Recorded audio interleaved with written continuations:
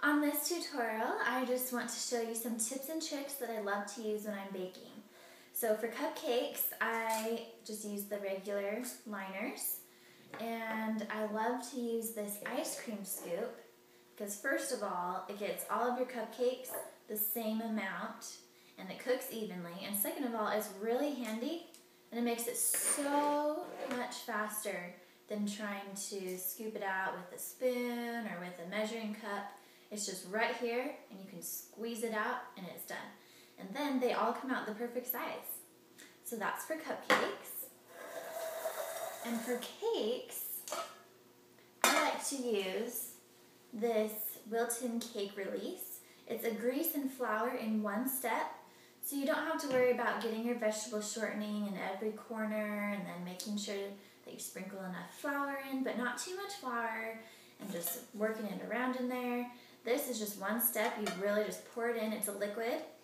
And then I use this pastry brush and I work it into all the sides, all the bottom, and even the corner, which we all know the edges are the hardest part to get out. So this is some great stuff.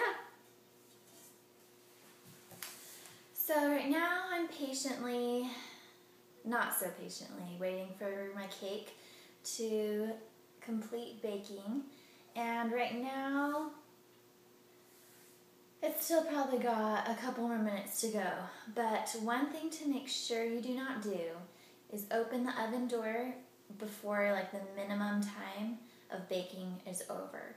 Because once that happens, the air gets in there and the cake can deflate and fall, and then you'll have a dense cake. What we want is a light, fluffy, good tasting cake. So wait until the minimum time. You have to be patient, but you can do it. Okay, I just got my cake out of the oven and it's still really hot, but it's cooked all the way through and it looks delicious. And what I'm going to do right now is I'm going to flip it over onto a cooling rack. And watch how easily this comes out.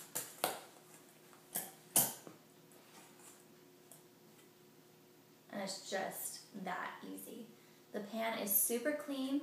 There's nothing left stuck to it. And the cake looks fantastic.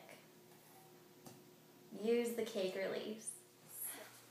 Okay, these cupcakes are right out of the oven and they turned out great. Look, they are the perfect size. This is perfect.